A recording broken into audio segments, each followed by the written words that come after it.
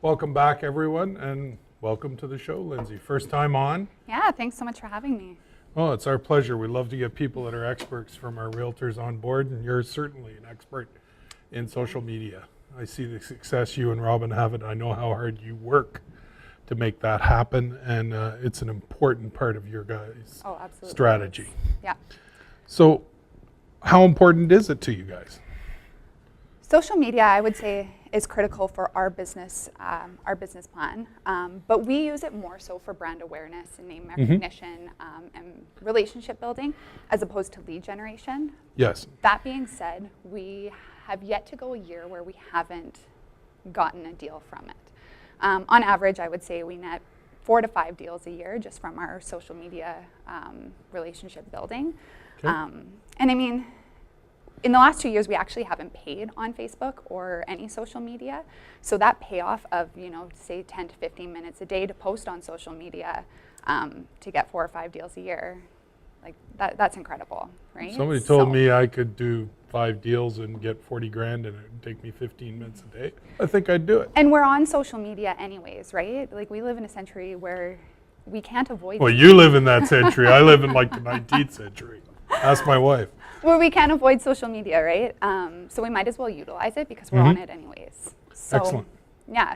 So pretty much when I was asked to be on CIR Live, I didn't really know what I was going to talk about because I feel like for as long as I've been doing this, I feel now that it just kind of comes natural to me. So I'm like, well, how do I do my social media? So I was able to kind of take a step back and actually think about the work I did at kind of the beginning to make it a habit so that it feels the way that it does now. Now it's just part of life. This is what I do every day. Sort of, if we, the old story, you do something for 30 days straight, it becomes habit and just becomes automatic. Exactly. Excellent. So pretty much I've cut it down to 5 criteria that I'll kind of go over. The first one is being branding. Second is timing. Third is content, fourth is consistency, and then fifth is finally execution. And to be honest, execution is probably the least important than the other 4 steps. I think consistency is the huge thing. Anything you do over and over again will naturally get you more results. No. So when you're using your social media, I mean, to me, there's like 15 million different kinds out there. So what social media channels do you use? I would say that I am mainly on Facebook, yeah. Only because I feel like it fits my personality better, it fits my business model a little bit better. I have the biggest reach to my demographic through Facebook. Now, I have a personal Facebook where my mantra is, people can't forget that I'm a real estate agent. Yep. So I post enough that when they think real estate, they think Lindsay. But I don't post enough that it's overwhelming with real estate because these people are my friends first. They're not following me because of my career. Absolutely, but nice to be able to talk about your successes and what you're doing so they see you as a professional. Yeah. And then I have a business Facebook. I don't actually have a business Facebook dedicated solely to myself, like you kind of said before. I run the Robin Moser and Associates page, so I kind of utilize that platform. So are you saying Robin's a puppet and you program everything in the background? I'm going to get in trouble for that one, I know already. No. She actually does have a great she does. She's great very impact adept on at our it. social media. But yeah, so I post everything on there. I also, sorry, I meant to also mention on my personal Facebook, I also reach out to those clients or that network. I reach out to about 1 to 5 people a day, depending on how busy I am from my past, and I just start up a conversation. So I kind of call it the modern century cold calling. So do you do that through a post or do you use Messenger? Messenger. Okay, so it is private and personal. Yep, it's private and personal. Just, hey, I haven't connected with you in a while. How's it going? So you bought a new dog or whatever. And to be honest, I rarely mention real estate, but real estate will usually come up. Absolutely. Oh, I see that you're, So you're saying you're doing what we refer to as a forward call. You're just using a different concept through Messenger to provide that. Yeah. Excellent. I love that. And I find that that's actually working for me. And like I said, it's keeping front of mind. Okay. Are there any other social media channels you use? We're using Twitter as well. And then through Twitter, we're using something called Periscope. Okay. I'll get into that one in a minute. How do you differ between the channels? Like you just talked about using Facebook and the Messenger and the personal touch. How do you differentiate what you post, I guess, to each channel, if I'm using the right terms? Well, that's a good question. So Facebook, it is generally more acceptable not to post very often. Enough to kind of keep yourself there, so people don't forget about you. Twitter, it's more acceptable to post more often. So I know Robin and I, we post on our personal and our business page, say 1 to 3 times a day. We find that that's acceptable. Because if you post too much on Facebook, people will let you know. Yes, they're not shy. Twitter will use that 1 to 3 times a day, unless we're at an event. Say we're at the Krebs Forecast, and there's a bunch of information that we want our network to know about. We'll kind of blitz the information out one after another on Twitter, because that's more acceptable and it's common kind of for that different platform. We also use LinkedIn. LinkedIn, we actually post not very often because it should be very professional and only in regards to your work. Yes. And then we do that. And we also have Instagram that's pretty much solely listings based. We just post our listings on there. We hashtag things. We get quite a bit of interaction on there. But Instagram, we actually haven't gotten any deals or anything. It's just kind of a value-added service for our clients. Okay. So maybe more of a listing tool, the Instagram? Yeah. Again, because it helps you get them. But it's interesting to see that there is such an etiquette and a procedure to follow with each specific social media, and don't do the wrong thing or the members will let you know. Yeah. Okay, yeah. so. And you will get that regardless of what you're doing. There's always going to be the people who dislike what you're posting or whatever, and you just kind of, you have to look at the positives over the negatives, and to be honest, the positives way outweigh the negatives. So. And I would imagine you can also take it off channel then if somebody has something negative. Do you guys reach out? Maybe more traditional, the old-fashioned way with that thing we call a phone? And what we'll normally do is if somebody has something negative to say that's posted on the public forum, say in the comments on Facebook, usually we'll delete it and we'll send them a message right away. But a lot of people will just send you a private message, which is more acceptable, and we usually try to kind of diffuse the situation for whatever. But then we'll also kind of touch on that a little bit in terms of content, things to avoid, so that you avoid those situations, because nobody wants to be put in a situation like that, right? And I think sometimes being careful what you post would be important. If you're at a stampede party and you're, now covered in tats and everything else for the day or whatever, maybe 18 drinks to the wind, maybe not the time to post. Yeah, you have to show some discretion, absolutely. So I'm interested, you mentioned Periscope. I know zero about it. Can you tell me a little bit about that? I know not a lot, maybe even a lot of realtors aren't familiar with it. Well, everybody I think should definitely check it out. Periscope is an interactive live broadcast app that broadcasts through your Twitter handle, so you do need to have Twitter for it. So what we do is we do Periscope open houses. Those Periscope open houses, we advertise just like any other open house, through on MLS, on our Facebook, everything. But what's unique is we tell people to log into Periscope and search these keywords or these hashtags. So usually I use El Perot, CIR, Cranston. So then you go into Periscope, you search those keywords, and at that specific time, we'll start broadcasting. So Robin followed me through my listings, I follow Robin through her listings, and you pretty much, you have the camera and you just follow yourself through the property as if you were walking through the property, and you're selling it like you would showing any other house. Now, what's great about this is that it's engaging, and it caters to the busy lifestyle, perhaps people who have children, things like that. So people who are bored at work. If you do it during the day. That never happens. I'm never bored at work. When did we do it? We did it last Tuesday. We did 3 Periscope open houses in a row. And we got 60 live viewers on kind of all 3 of them, give or take. And then we have about 40 to 50 people who come in and view afterwards. You're able to get metrics and you're able to store what you did and people can check it out later. Yeah, but only for 24 hours. So once we broadcast it, you can engage, and then that link is live for 24 hours afterwards. And the great thing about this also is that people who are engaging with you live can actually ask you questions. So in my listing in Cranston, we were through the garage. It has a pretty high garage. So Robin was looking up at all the storage above, and we had somebody chime in saying, can I see that like roof storage again? So we went kind of back into the garage and showed them. So we gave them exactly what they wanted, exactly when they asked for it, and we were able to interact and give them exactly that. Well, So- talk about great information to be able to pass back to your person that owns the listing. Exactly. Say, we did this, we had 60 people. It's just another way of getting someone in the house, which we need to be able to generate that desire. Exactly. So when it comes to engaging your audience, how do you know when and how often? You touched on a little bit, Okay. but You know what? This one's actually, how much is too much, I guess? this was actually a little bit hard to kind of get wrapped around. So my first point was figure out your branding. Now, I have a marketing degree, so I think branding, marketing is essential to business. Absolutely. Through that marketing plan, you should have a clear indication of who you are, who you want to be, how you want to portray yourself, and everything like that, which should be pretty much the guiding principles of your business. Mm-hmm. Now, through your branding and your marketing plan, it should be kind of clear as to how often you should be reaching out to your social media network. So it's, like I said, it's a bit of a trial and error for the first little bit. And it will change via this season, real estate markets, things like that. You do go through some lulls.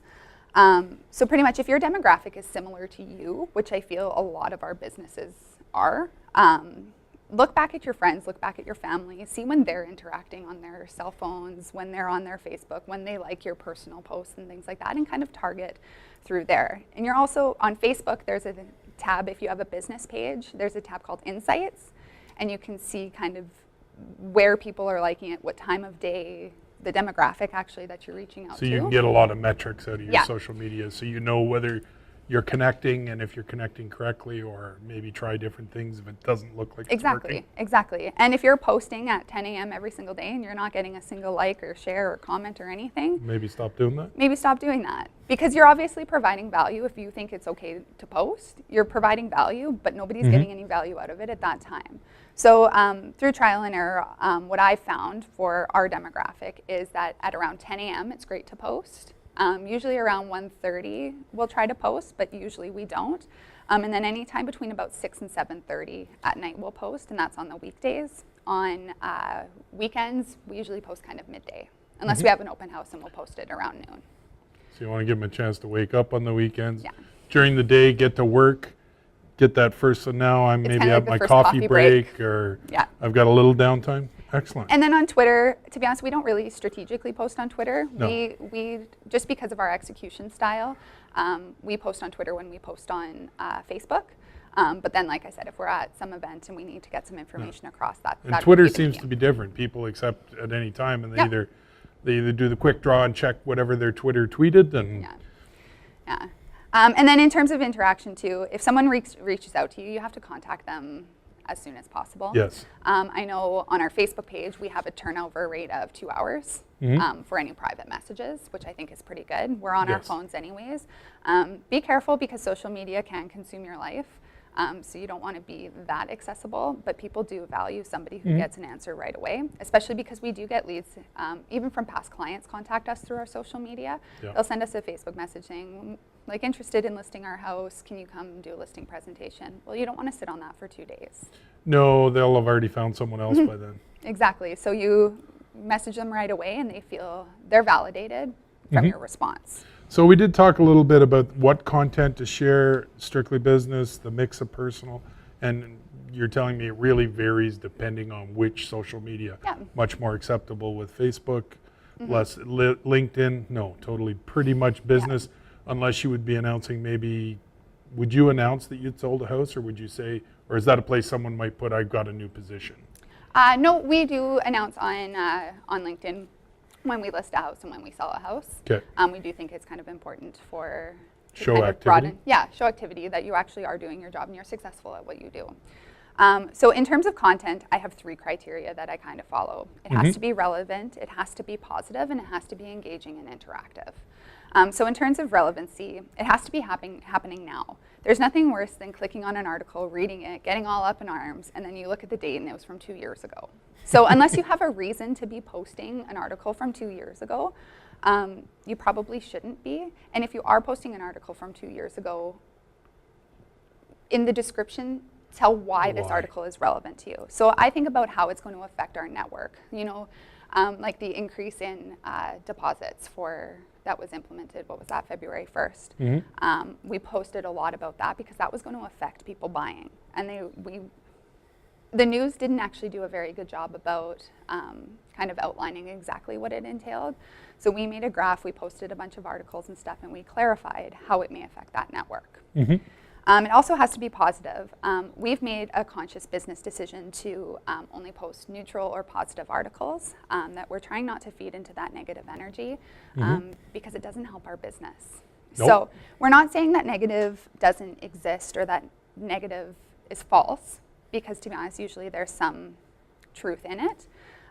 But we kind of take a stance that we provide factual statistics, factual articles, and we post any articles or information that educate our clients. So yeah, we might have been in a buyer's market that wasn't great for sellers, but educating your clients and saying, you know, there's good to the bad and there's bad to the good. Here's everything on the table, instead of taking kind of that fear-mongering approach. Well, especially when we look for buyers and for sellers, if they were looking at just media lately in the last year, it's all so negative. If you ask someone when we do the real estate reviews and you ask them, what do you think's happened to the value of their property? You hear 10, 15, 20%. And reality is somewhere probably between 2 and 5. That's great information for them to get. Exactly. Because the sky is not falling. It's just, you know, dropping little bits here and there. Well, and ask yourself this, would you want to work with a negative Nelly? No. Right? Because the sky is falling, you know, you're selling your house at the worst possible time, you're buying a house at the worst possible time. Why would anybody want to invest in real estate? They're going to move that's on. Not very confident. I wouldn't be confident in a real estate agent representing me like that. But if I have somebody who tells me exactly how it is, gives me facts, and allows me to make the decisions for myself, I would be much more inclined to work with them. There are always challenges in every market, and then showing how you would overcome those challenges or meet them and use them to the advantage of your client. Yeah. That's awesome stuff you guys are doing. And then for the last point, it has to be engaging and interactive. Don't just post something from the Calgary Sun. Yes. You can, I said, but add value to it and make it interacting. Ask what people's thoughts are, people's opinions, make a poll, just do something. And don't just copy and paste the title of the article into the post. Make it your own. Hashtags are your friends. On Twitter, people will search hashtags, so we consistently use YYCRE for people who search any real estate information there. And on hashtags on Instagram, if you tag anything real estate agent, realtor, you'll get likes and a lot of action on your pictures that way. And then targeting it a little bit more to the Calgary market, so you're actually reaching who may buy the house, finding those hashtags and handles that work for you. And leverage any people posts from work. So any wow moments, any incredible stories that you have, like Dan, I hope I say his last name right, Seklowski, was featured on CTV because he worked with some incredible client who was quitting his job, loading his life into a trailer, sold his house, and was going to go help, I believe it was plumbing. So we work with some incredible people. So as long as you have their permission, post that out there, your wow moments. We work in a people business, and people like relating to other people. Absolutely. So even like a possession day, we take a picture with our little possession gift. Usually our clients, sometimes they say no, and like a little sold sign. People love those photos, and usually your clients will be more inclined to share those on their networks as well, and you kind of generate your reach that way.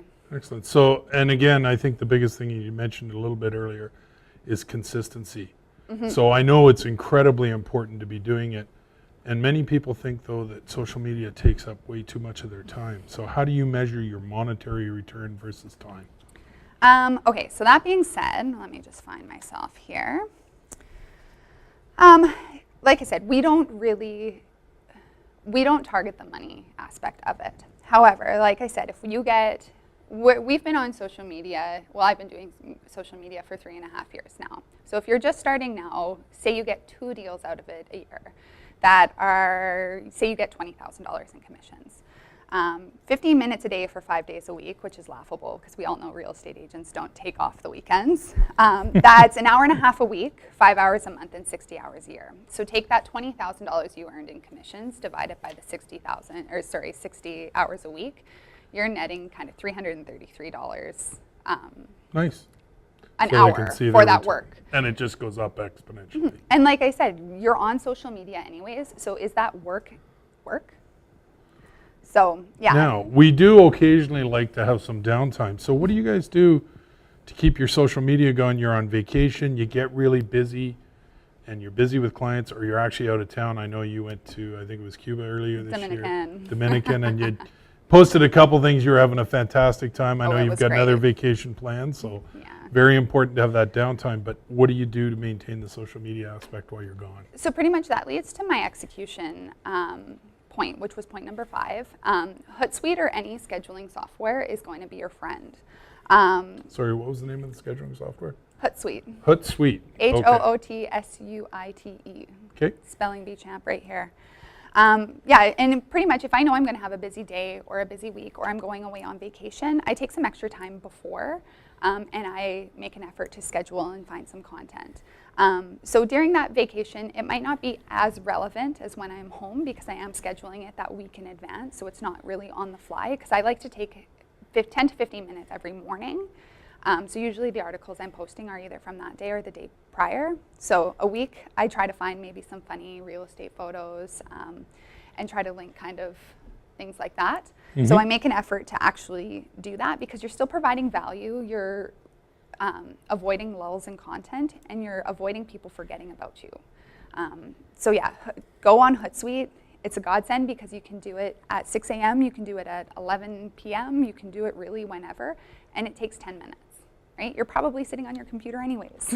Yeah, but I'm looking So. at Pet the Fuzzy Cat or something. Yeah. I mean, something that's going to help. But I also wanted to touch on, in terms of consistency, I suggest everybody to find kind of their niche in the market. What are you known for, or what do you want to be known for? Mm-hmm. So I know Robin and I, we post Monday morning stats every single Monday, and I would say they're usually posted by 10 a.m. every single day. Yep. Now, we know that we have a good network of mortgage brokers, other agents, and relocation companies who constantly come to us on whatever format we do it or whatever medium because we're creating that value for them. So that's kind of inconsistency. If you start doing that, do it every single Monday. If you start posting 2 or 3 times a day, do it every single day. If you're only posting once a week, do that. And what I find also works for building your network is something that we call blitz campaigns. So they're consistent, but only for a short period of time. So I'm not sure what's showing up on the screen right now, but we did, when we were starting to build our network, like a guess the floor plan type contest or a guess the sitcom house. So they were relatively easy contests. You post it on your social media with the rules. You have to like the post, share the post, like our page, whatever. You pin it to the top of your Facebook page for a week. People PM you the answers. And then at the end of the week, you draw the names of whoever wins it. So we kind of made it real estate related, being a house, being the floor plans. The floor plans actually were really popular because you kind of got a different feel for, there was a friend's floor plan we used. And we actually had people on the side saying, like one of the winners said, when's the next one? Nice. So people would come back, and we did that. I think it was every 2 weeks, maybe. Every Wednesday we posted it, and it was a $5 gift card. So that was before the anti-spam legislation. So anybody who sent you an answer, you got their contact information, and you could grow your network that way. Awesome. And then in terms of adding a personal touch to your Facebook, we also did a blitz campaign of get to know the team because people don't hire real estate robots, right? No, they like we're hire so people. much more, and we're very interesting people. So we made a conscious effort to post one post about a team member every single week, and I think that ran for about 6 months. And we found that we were actually engaging and interacting and developing connections with our network that we wouldn't normally have because people forget that we're people. We're Absolutely. so much more than real estate. Well, it certainly seems that you and mostly you and Robin definitely have a handle on social media. I want to thank you very much for taking the time. You prepared a tremendous amount of material. It's been a great educational segment for our realtors. And I know you're just a little over a year now as a licensed realtor, and I know that this year it's been a challenging year for a lot of realtors, but I know how much success you've been having and how hard you've worked. So Well, thank you. congrats for that too, Lindsay. Awesome. Thanks for having me. All right. Thanks, everybody. Have a great week, and we'll see you soon.